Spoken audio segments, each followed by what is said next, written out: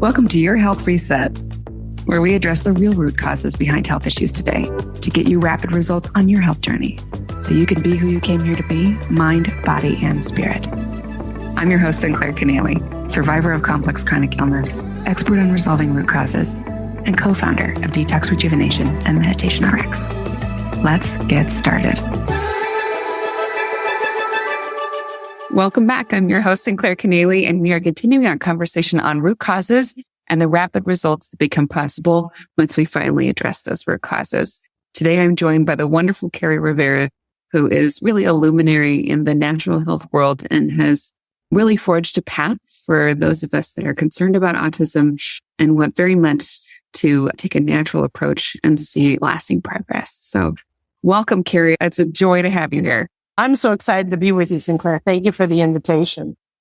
Good. Excellent. Let's dive right in. I just want to lay out the groundwork first about what are the factors when it comes to creating the condition known as autism.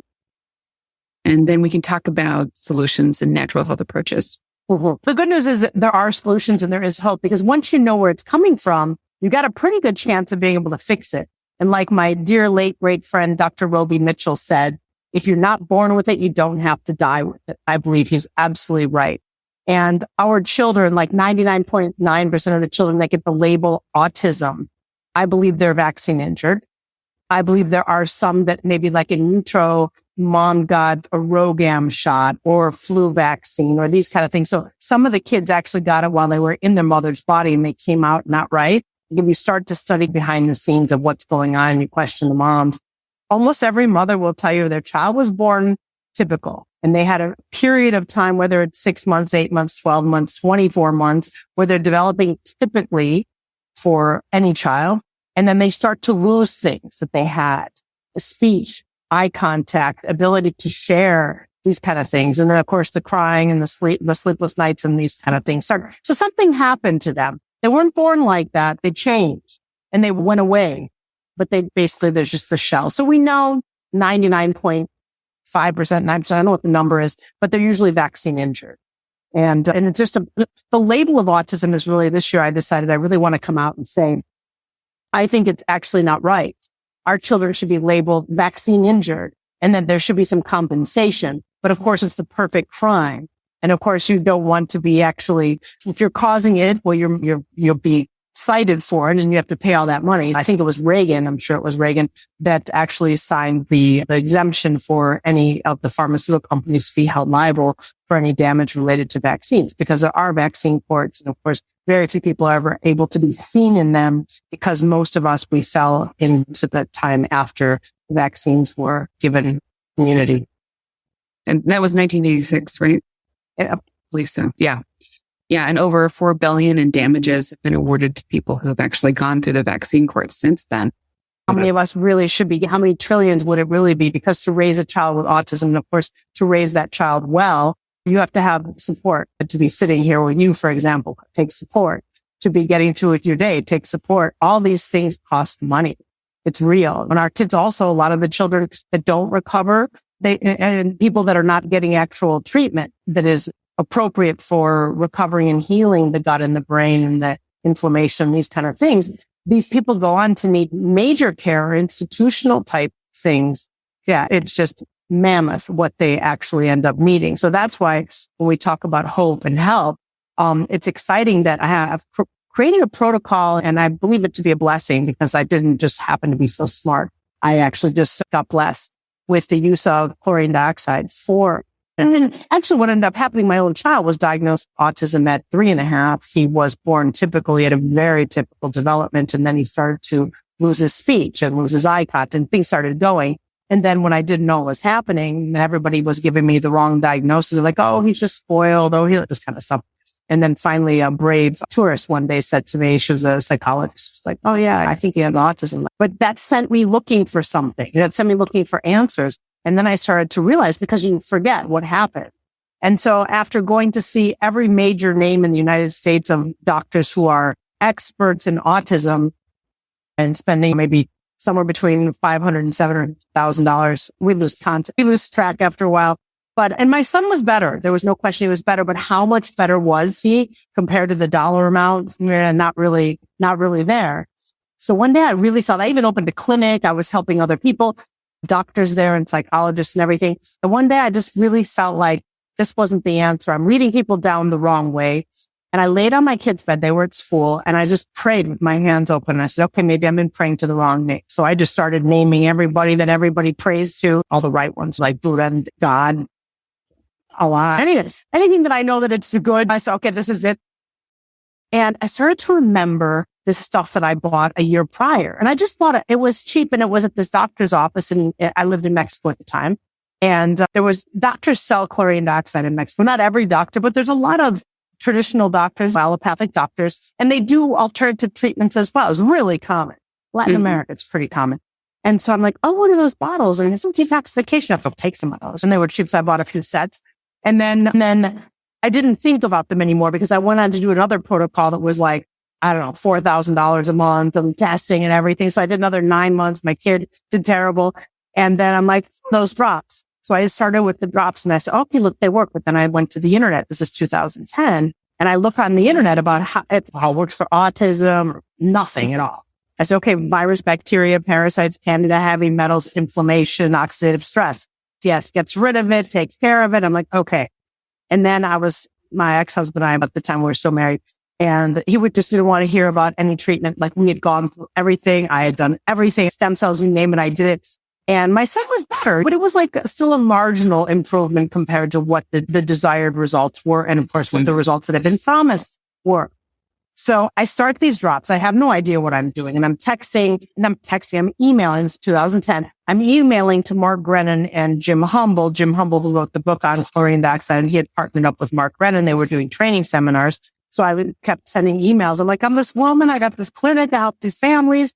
I don't know what to do. And then I get this email from Mark saying, I'll have Jim emailing you. And so this is like day 1, day 2, day 3. So I'm giving Patrick 1 drop in the morning, 1 drop at night. And this is after my ex and I took the drops ourselves and decided we didn't die. That was our criteria. We didn't die. So Patrick would be okay.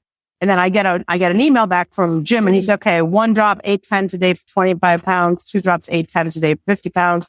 And for a 100-pound person, they take 3 drops 8 times a day. And my son had just turned 10 and he was exactly 100 pounds. So we're like, okay, 3 drops.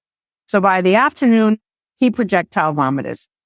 We said, okay, that's enough. Detoxification protocols, if you go too fast, you don't know how to use them, that can happen with anything. That can happen with an antifungal. Later on that evening, he was jumping, flapping in front of his touchscreen computer, looking at YouTube videos. And I think I was either watching Caesar Milan with the dogs or I was reading a book. I forget what it was. But he turns to me at 9 o'clock at night and he says, I want bed. And I'm like, okay, I'm by myself. But I didn't just hear that. I'm like, he didn't say that before. I said, okay. And then I just stood there. Not that the time. But he would especially not about things like that. Like he could say I want chicken. I want go walk. I want shoes. I want car, but nothing like the mundane. And also he's a child that if you never told him it was time to go to bed, he'd be up all night. Like we'd party. He'd be standing there like jumping, flapping in front of his YouTube channel until we were ready to go to bed. And we put him in bed when we went to bed. That he just didn't have that off switch. Yeah. And so I said, okay. And then I followed him up the stairs to his room. When he got there, he looked me like straight in the eyes and he said, I want to take bath. And then I was like, okay, I just heard that. I did actually hear that. Because I used to be like, take a bath, take a bath. I used to be like the cheerleader for everything that we had to do that was mundane. And then he was in the tub, like exfoliating with his little loofah pad and really happy, but not that yeasty, crazy manacle stuff. He was like just really enjoying the water and the soap and everything. And after that, I toweled him off and his eyes met my eyes like magnets. And he said, I want brushed teeth. I want blanket. He wanted to play with me the blankets. This was like my first full dose day on chlorine dioxide. And then I'm going to my clinic and people are like, what are you doing with Patrick? He's better. What are you doing? When that sort of started the ball rolling, August of 2010, or here we are, August 2010, started the ball rolling. And ever since then, it was like email one after the other. And people were like sending me messages from all over the world. Oh, we want to know about this. And then, of course, social media started. And then there were like 60,000 people on social media.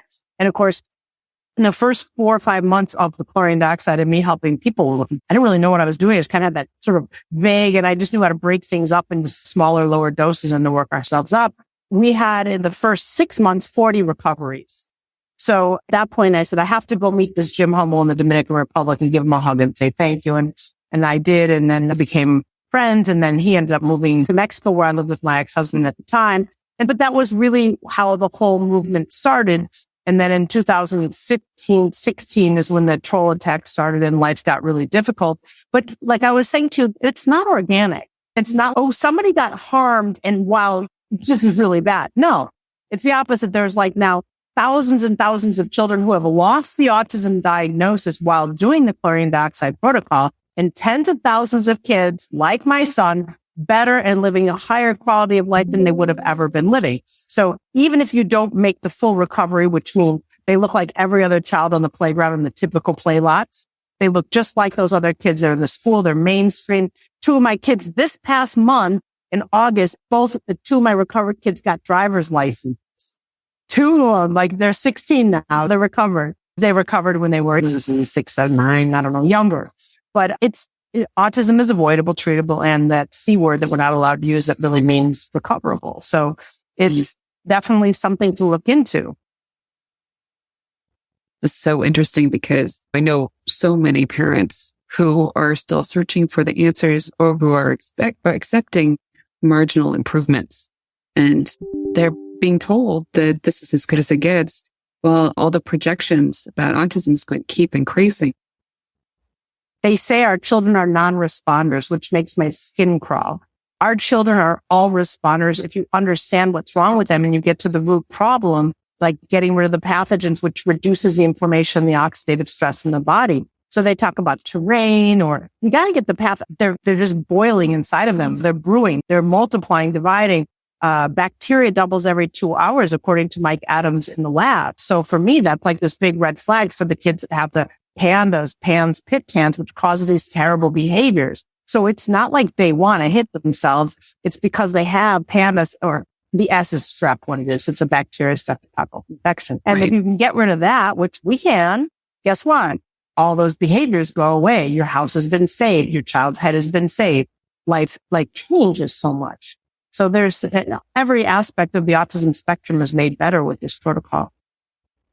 So let's do a little bit of myth busting then. You mentioned people see autism as non-recoverable, or that the autistic kids are non-responders. What other myths still persist that to be untrue based on your work in your clinics? Chlorine dioxide is bleach. It is not. Chlorine dioxide is not bleach. So it's a pro-oxidant. It kills through oxidation. Bleach kills through chlorination. And they're also very different names. Chlorine dioxide and bleach is sodium hypochlorite. So they're totally different chemicals. And when you start to understand, even salt sounds deadly. So I think that once we really understand that chemicals are also so very different among themselves, that it's very easy to be misled. And about 2-3 years ago, this wonderful man, he created a documentary called The Universal Antidote. And it's at theuniversalantidote.com. And this is a documentary about chlorine dioxide, not about Carrie Rivera, not about Jim Humble. It's about chlorine dioxide. And they talk a little bit about a couple of the people who had discovered it early on. But it literally says that NASA, for example, in 1978, I think it was, they coined the term universal antidote for chlorine dioxide because it basically killed everything. And I believe why they've gone after all of us truth tellers in the chlorine dioxide movement so very hard in the last 2 years is due to the fact that pretty much everything that they have, they hit us with their bioweapons, chlorine dioxide can destroy. Okay, so this is really important to understand because we as well in our practice and use oxidative therapies and we use antioxidant therapies. And that you have to be mindful about keeping them separate so they don't negate each other. But there's many oxidative therapies like ozone. Ozone has taken the biohacking world and now the chronic illness world by storm, right? So that's a wonderful example of oxidative therapies.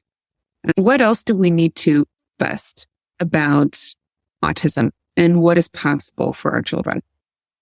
You're not born with autism. You don't have to die with autism.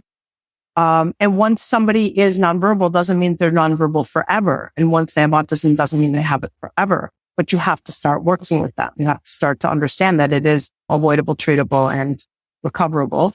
And there's a lot of ways to do it. So I'm not the only person in the world that has recovered a child from autism, but there aren't many people who know how to do it because they misunderstand or in some of the cases, like some of the doctors who I knew in the States when I was recovering my son, trying to recover my son with them, I think they mean well. And I think some of them have more than good intentions. I think they're on the right track. So there are a few doctors here and there that will get lucky once in a while. But I also don't see those recovered kids coming off the diet. So they end up gluten-free, casein-free, soy-free, chemical-free, color. They end up free of so many different things, grain-free, fruit-free, whatever. And a lot of them really can't leave that way because they haven't actually healed the gut. But once you heal and seal the gut, you can eat anything you want.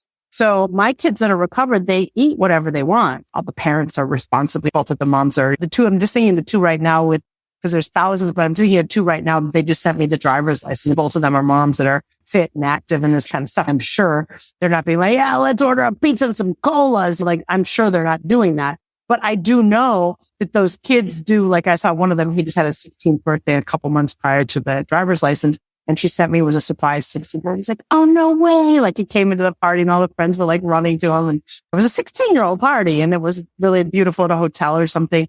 And I'm sure they weren't like, oh, he's going to have the gluten-free tonight. No, he's done. He's recovered. He can eat whatever he wants. Wow.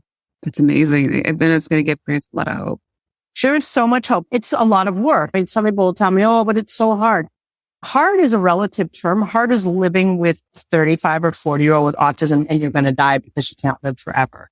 That's hard. How do you say goodbye? You're in diapers. How do I say goodbye? You can't because you're still taking care of that. And I've seen parents where they have older kids and they're older themselves and they can't. And there's diapers and there's stuff like this because there's some people that they never got any help early on. And so they continued into their 20s and now into their 30s. And is looking pretty grim because you have to have somebody to administer protocol, to do the work. So that's why I just wish that the world was in such a different situation and we could have like hospitals dedicated because they could be really lovely places where the parent actually helps. But there's okay, here's the plan for today. Take your things. Here's your drops. Keep going. And everything's happening. There's the enema colonic room. There's the hyperbaric, like all that stuff would be like in one wonderful institution. And then once you get it down and the kids are better, you move on. Like you can actually graduate to going home and then doing a lot of other things at home, but that you've already established that you know how to do it. And it's a dream for me. And of course, I see some families like their kids are recoverable if they can't get it. Really difficult. And a lot of people have post-traumatic stress disorder from it. The marriage on a good day is difficult. So what happens when you have a special needs kid and you're not sleeping anymore? He's up all night. You're like, every time you hear that mirror, like my ex-husband would tell me things like, he doesn't see no problem. He would say to me, like, I work. He would say to me, like, he works and I don't work. So I have to stay up all night, every night while the child is awake, screaming, crying and TV and diaper changes and stuff like this. These kind of things, it's very difficult. And then I have a mom that I had a consultation with this week as a mother, father, and a 4-year-old child who's already hitting himself. And mom is working from home. Like many of us do work from home. But when you work from home, it doesn't mean that you can watch children and answer the door when Amazon comes. You're working from home. You're in consultation. You cannot do that. And she's doing conferences and things like this and the child is there. There is no support. And if you dump your kid into a daycare setting, they're going to feed them whatever they want. They're going to do whatever they believe is acceptable. And that's not going to be okay with you. It's a very difficult situation and the stress of the whole situation, maritally speaking, is very difficult just by that. So I think sometimes when you save and recover and heal a child, whether they recover fully or they just, a full recovery is always ideal. But even if you fall short of it, the whole family, so grandparents, everybody's affected. So if you can just make everybody's life better, you've saved a family. Yeah, not just a child. Yeah, it's amazing. Exactly. It's very exciting. And there's so many stories. I just think of like recent things because I do stay in touch with some of my families. A lot of them go on. The kids recover, they go on. You never hear from them again. And that's okay. I would have for sure done, I would have gone back to the tennis court. Kids would have gone back to their nice private school and life would have gone on. But it didn't go like that. But God always knows what he's doing and how this should work. Because I think I know I would have been out of here. It's difficult.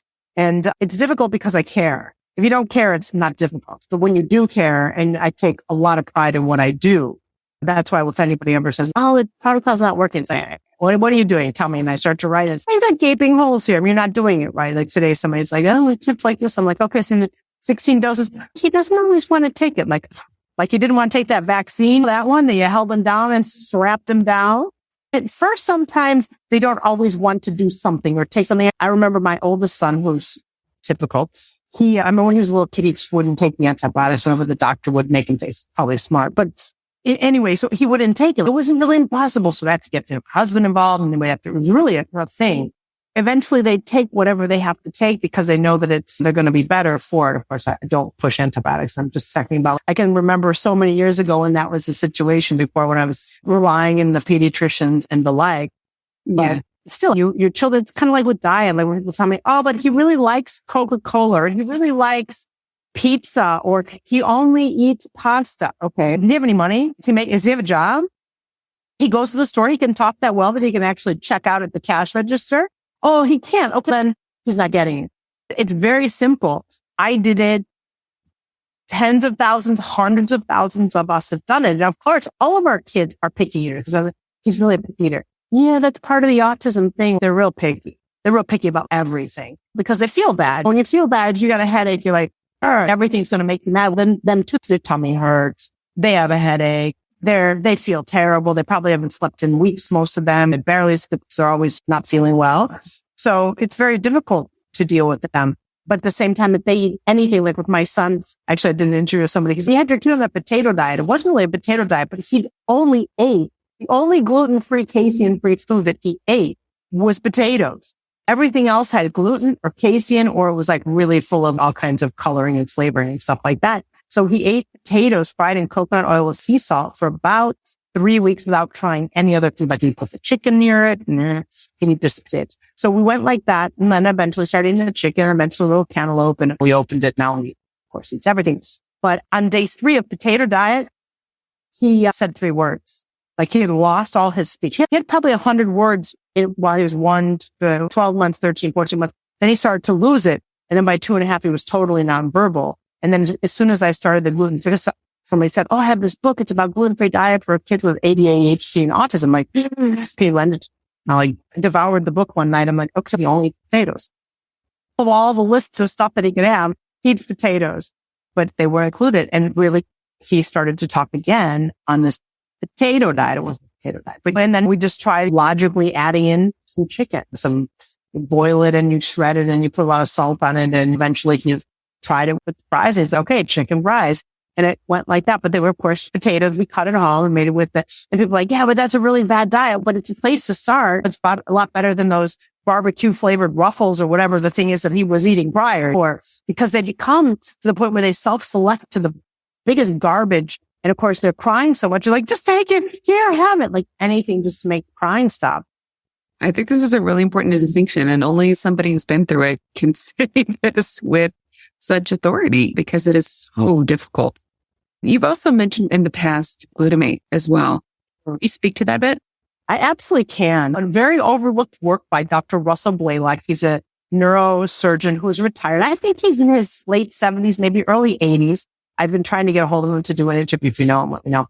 But anyway, he wrote many books, and one of them was written in 1995 called Excitotoxin, The Taste That Kills. And it's about glutamate. I bought the book. I didn't study. I'm like, oh yeah, gluten, oh yeah, casein, which are the proteins in wheat and dairy. And I overlooked the fact that you can have free glutamate in tomatoes and spinach and broccoli and bananas and citrus fruits. So when you go into the autism spectrum, what do these kids Jones for? Like they could eat bananas by the bunch. No problem. They love their oranges, their orange juice. They love tomato sauce. When you look at what these kids eat, it's all high glutamate foods. So it doesn't even have to be like Chinese takeout with MSG. It can literally be the glutamate that is naturally occurring in the food. So last year, when I had a little bit of a break in the action after raid SWAT on my house, I started to look at some of the books and I really started to think a little bit more about some of the stuff and where I was missing, because also I was doing a lot of ketogenic diet with kids. But remember, ketogenic has a lot of like almonds. And almonds are very high in glutamate. It's the only nut that's high in glutamate. So you can have coconut and pistachios and macadamia, no problem. But that is really high in glutamate. So of course, a lot of people went into a high almond diet when they go into keto. So making bread, cookies and cakes and muffins. And that's not the idea. and I slowed it down. I took it back. I thought about it more, read Dr. Blaylock's book again, and really caught it then. And then I started to look on the internet and looking for foods that are high in glutamate. Extremely, one site says no, one site says yes. So you have to pick and choose and do a little bit more searching around. Anyway, I was able to come up with a list of foods, and it does seem to be the case. The kids are almost always addicted to the food that makes their brain like goofy, kind of like having a couple of glasses of wine, I would imagine. They just get a little bit dizzy and then they're fine, but they really love those foods because they make them feel a different way. So I came up with a list of foods, and I usually start the parents there. I've also gone into carnivore, by the way, really into carnivore. Like it's actually on my desk all the time. Dr. Sean Baker wrote a book, Carnivore Diet. He's been carnivore 6 years. The guy, like, he walks the walks. He's like buff. He's my age. And anyway, so there was a group of moms in Chile, and they decided they wanted to start a group about carnivore because one of the moms had been doing it for several months prior, and her daughter was like fully recovered, missing a couple pieces. So anyway, she would be kind of leader of the group. So there was like 46 of these moms in January. So we made a group, talked about how it's going to go, and we started. And they just supported each other. And in the first 4 months, January to May, 3 kids recovered. So that means they would not be, eligible for the label of autism. And there was one boy, I've been working with this boy for about maybe 8 months prior, 9-year-old fellow who was self-injurious. He had the pandas, the strep piece. He was pretty difficult. And if he didn't like something his mom was doing, he'd go attack her. His ATEC score, which is an autism treatment evaluation checklist at autism.org. It's a free test. You can take it every day or every 3 months. I think every 3 months is appropriate because of the way that people are changing. So anyway, the ATEC score 0 to 10 ATEC would be considered recovered. 0 is perfect. Like we're always going to 0, but under 10, there's not, you don't have autism, maybe a little ADD, maybe a little, we got some speech to work out. Like they're talking, but it's maybe a little bit garbled. And then the child was 120. So you can imagine like nonverbal, aggressive, that kind of stuff. It from January until May, 4 months, went to 55. That's like a whole nother child because 120, you're super lost. And the closer you get to 10 is like golden. So he's now tolerant, says some words, doesn't hit himself anymore. And of course, they don't stop. And the group is really interesting. It's grown now. There's 140 some people in there now. It's just difficult now. Like I can't have Facebook and stuff. So it's difficult to actually have groups, and especially not my name. I don't have Facebook because it's all gone, but it would be nice because I think there's a lot more people just carnivore for autism. Forget about chlorine dioxide. Just talking about the diet because the kids are doing extremely well. They're healthy. They're really looking good. There's because some of the moms do labs here and there, and their levels look really good. Yeah. And it's really the perfect ketogenic diet because it's not like filet mignon all day long. You have the chunks of fat in there. It's built in, or bacon, but bacon, the kind without the nitrates and the, organic, no nitrates, no, all that kind of junk in it. So that's, the diversity is important. Yeah. I actually had one child. He was about 4 or 5 years old. Mom had 4 kids. He was the oldest. He ate 2 things, bacon and bread. I said, okay, go to Whole Foods and get the organic one without any nitrates in it and get rid of the bread. His ATEC, and again, like I said, 10 is ideal, 0 is perfect, went from like 70 to 20 something. And I think 3 or 4 months, just eating bacon, super healthy. It's fat and protein. We come from this 3 million years of our history. We come from that, like Nanook of the North, but the documentary. What did he eat? Whale blubber, seal, the occasional salmon, whatever.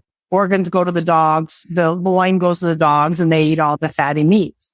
And that's what really kept them so strong. Great bones, great teeth. And of course, like they said, Nanook and all his Eskimo buddies, they all had a really rough life. So they didn't have hospitals and stuff. So if they got nailed by a polar bear tooth when they were taking him down or something like that, they could die from that kind of stuff. But otherwise, they would have probably lived to be very old. And actually, one of the anthropologists, Dr. Wilhelm, I think his name was, I get it always wrong, Stephenson, but he wrote Not by Bread Alone, Fat of the Land.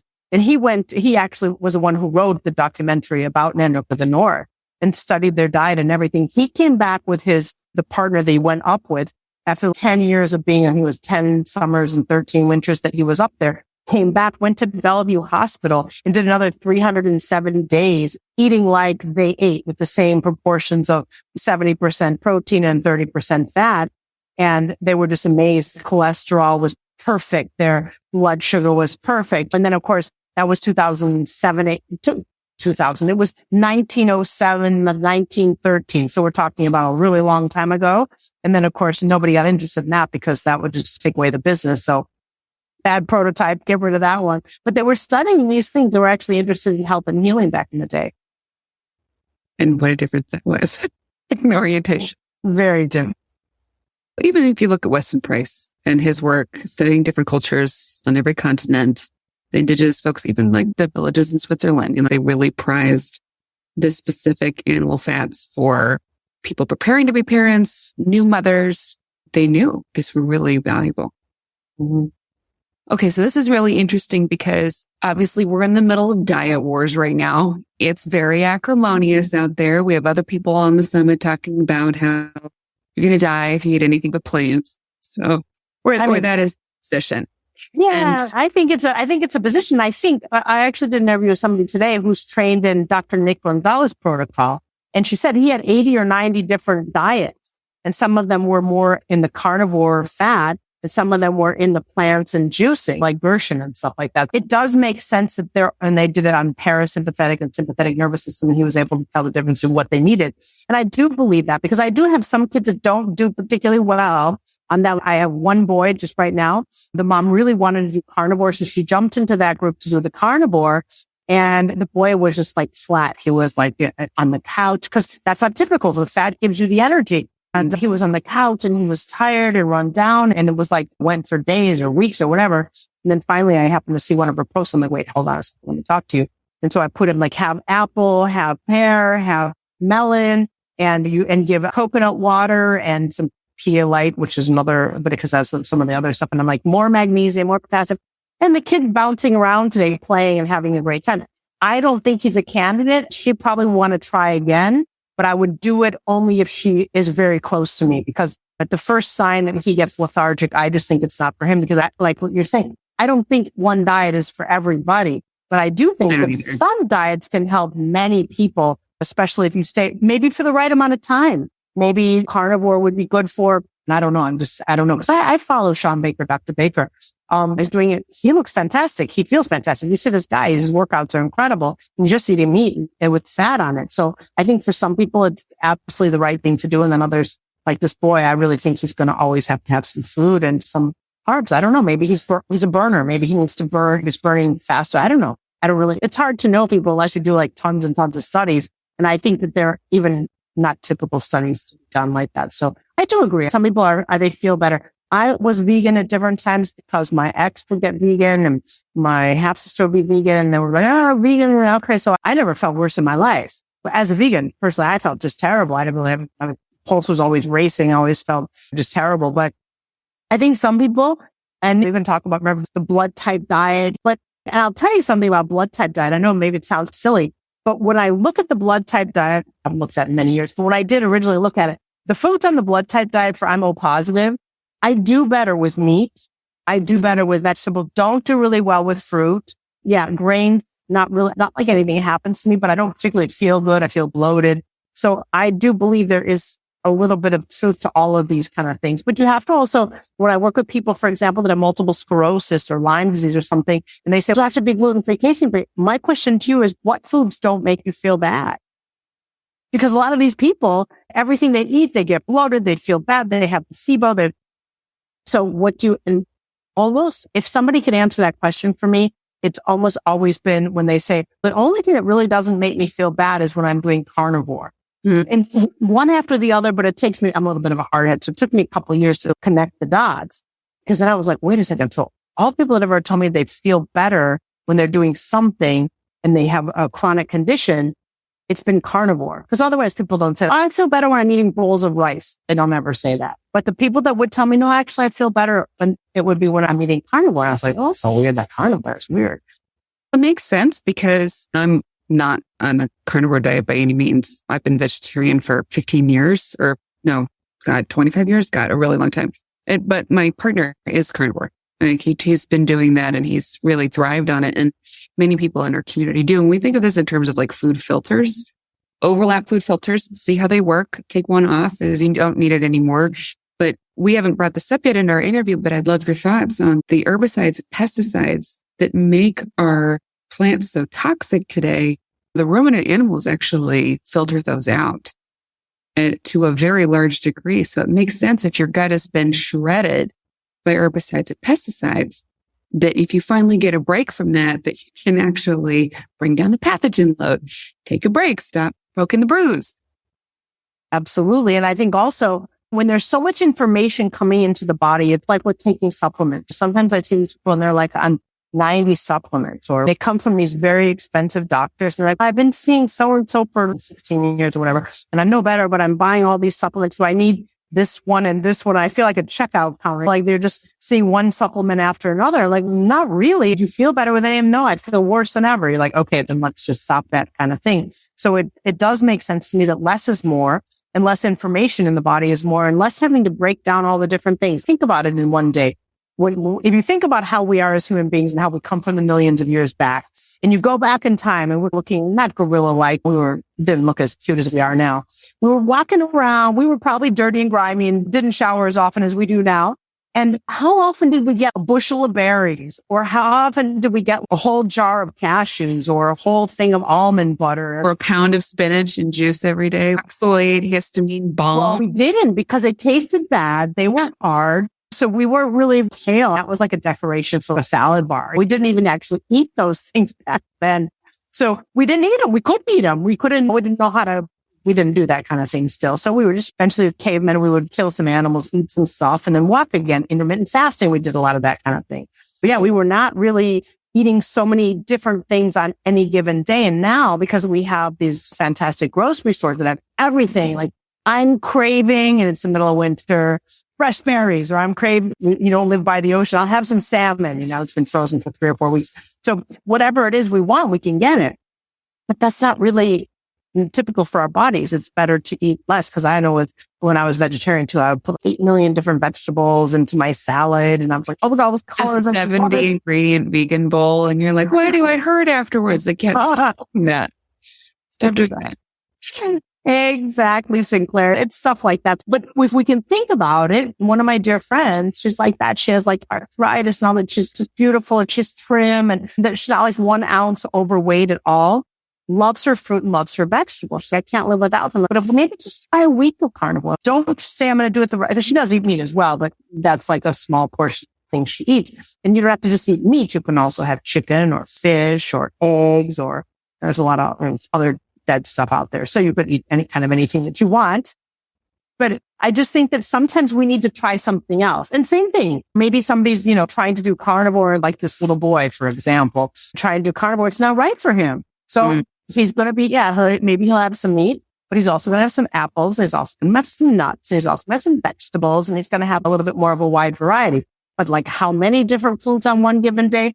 Maybe 10, not like 30. Because people that want to do, I have so many moms like, but how do I make bread? I get like, he needs bread. He needs to cook. He has cereal for breakfast every day with milk. So when you start to go back and try to fake making these replicate the SAD diet. Yeah.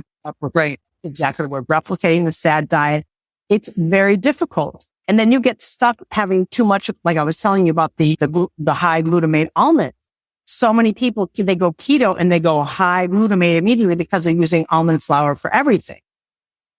Yeah, it's so true. And I think that's how we get sensitized to the oxalates, and you're poking bruise with the histamine stuff. Your liver's already overloaded. Your pathogen load is increasing your histamine sensitivity. There's a reason why this is not working. And when I look at my diet personally, I do rely a lot on animal products to stay healthy, even as a vegetarian. And that to me says something about my health personally. But I really want in our remaining time, talk about any factors that you feel have been overlooked in the autism community, especially for those parents listening, and also for those practitioners who are trying to expand their skill set and really do want to help our children. What have we not covered that you want to make sure we impart today? If in fact there is a practitioner listening that does treat kids with autism, chlorine dioxide has more recoveries than anything else on the planet for autism, as well as other illness. But autism has been my focus for the last, 19 years. But the last 12, when I found chlorine dioxide, changed my life. I started seeing recovery after recovery, and they want me to just be quiet about it. That's a very difficult thing to do because it's the truth. And I've seen miracles one after the other. And these children, I would hope that these doctors are working, these practitioners are working to heal the children, not just for the big money that they're getting. I really would hope so. So I do work with other people's patients. For example, if you want to keep your medical license in the United States, don't say CD. Don't talk about CD. You can just give them my email, carrie@rare.com. Just give them my email. And you keep working with a little supplement. You keep doing the lab testing. You keep doing everything else. I handle the other side. And you keep your hands clean and your kids recover. So every 3 months, you're doing the ATEC and you're going to 0. And that's our guide until we get the job done. For parents, go and see the Universal Antidote. It's free. Just www.theuniversalantidote.com. Understand what chlorine dioxide is and what it isn't. And then you can see why it's been demonized by the media, by the trolls. And don't think that the pharmaceutical companies are far away from paying trolls. So I believe they're just pharma shills, most of them. And then some of them are just jumping on the bandwagon because that's what they do, because they're those keyboard warriors in the basement of their parents' houses. There's a lot of that kind of stuff too. And then there's just some psychopaths out there. There's also that group too. And some of them they get like crazy envious of people and then they want to destroy that person. There's some really crazy stuff going on. And of course, there is no law for them. So if you're a real bad person, and you're harming the people that they want you to harm, there's nothing that's going to stand in the way. I saw the other day that somebody sent Fauci some hate emails and they've gone to jail for 3 or 4 years, something like this. Who didn't send Trump for those 4 years hate mail? They probably got he probably stopped checking his email at some point. So nobody went to jail, but like one person sends Fauci some hate mail and the guy's in jail now. So there's always two sides. So whatever's going to happen to me bad, they're not going to punish the people that are harming me. Not going to happen. Because I'm going against the grain. I think what we should be measuring is, are children getting better? Of course. At the end of the day, that's what it is. Why would I stand here and tell the story? My life is okay. My son is not in diapers. My son is not self-injured. I'm okay. My life is okay. I don't really need to be doing this anymore. But I also can't stand by and watch those angels, now nonverbal, in pain, with diarrhea, with constipation, crying all night. And again, nonverbal. These children don't deserve this. They had a voice and now it's been taken away from them. Give it back to them. Give them back their rights. When people say, God willed this, God also gave us all the answers. So go look for them. They're there. Maybe you don't want to hear it. Maybe it doesn't jibe with you, but just do your homework. That was one of the first things that I did I don't know one of the first things, but when I had my chlorine dioxide in 2009, activated in 2010, and I went into the internet search. Google is not a search engine, people. It is absolutely not. So don't use Google. Use UpGo, Start Page. There's a whole lot of other ones. I don't promote any of them, but definitely don't use Google. When you're looking at individual things like I did, does it get rid of virus? Yes. Opens the viral envelope and destroys virus. Kills bacteria. It kills candida. It kills parasites. It takes down inflammation, neutralizes heavy metals. So any chelator, oral spray, anything you're putting in is going to pick up the metals because they're already just there. They're not hanging on to anything. They're just free.